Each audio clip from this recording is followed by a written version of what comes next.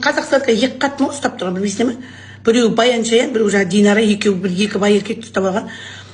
Қазір деген тек жерге түкірігі түспей тұр сол екеуі. Бірақ істеп жатқан бір қазақша сөйлеп еліне жаны ашымайды. Істеп жатқандарын бәрі тек ол өздері пайдайды, сол екі қатын ешкім ештеңе көрмейді.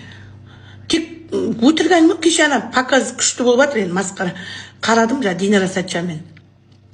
Жұрттар жазып жатыр, мына қалай қарауға болады, қай жаққа барып десе, бұл жерге арнайы шақыртқан адамдар келеді деп қойды. Ол арнайы шақыртқандарын көріп отырмын. Кіл жаңағы байлары осы үкіметтің шөпке шығарыларын, соны қатындар бастары қақайып отыр бар. Бір кедей жоқ айтып, жаңағы ең болмаса қатысқан қыздар көрініп тұр. Дизайнердің жұмыстары, бірақ көбісінің материалдары арзан көрініп тұр, мынаусы жоқ екен шамалы. Бастары бар, мынаусы жетпей тұр. Соны енді хотя поддержка бердің ба сен, Баян Шаян? Қазақ елі, намысты ару аналар, біздер мына Баян мен Динара Сәтжан менің үстімнен сотқа шағымданғысы келеді. Менің басты айқайым ең бірінші әйел азаматтарын бұзу бұлар. Бұлардың әрекеттері маған көптеген ер азаматтар да көмектесемін деп жатыр. Бұлар заңға қайшы әрекеттері өте көп. Жаман жолдағы неше түрлі әрекеттері өте көп. Ол туралы ақпараттар тағы да бар. Екіншіден, бұл кісілердің қазақша сөйлемеуі біздің ұлтымызға қауіп. Біз ана тілімізді қалайда қорғауымыз керек. Заң жүзінде немесе осылар тыю мақсатында. Сондықтан ана тіліміз үшін жасаған менің әрекетіме қолдау сұраймын.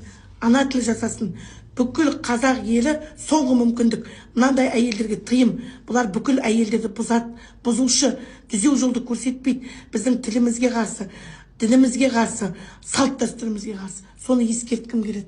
Бүкіл халық аяқтарымызды тіктіріп, бұлай үрді. Құрметті қазақ елі, мен сіздерден кешірім сұрай отырам. Бірақ Баяннан емес, өзімнің кейбір артық сөзім. Бұл сөз менде ашу үстінде неге болды?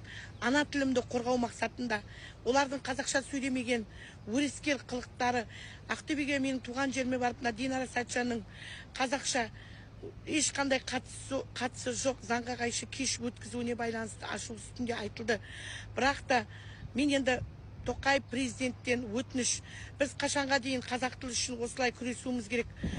Қалай біз қазақ тілді заңдастыруымыз керек. Қазақ тілі бірінші болып, тек қана қазақ тілі болып заңдасуын қалаймыз бүкіл халықтың атынан.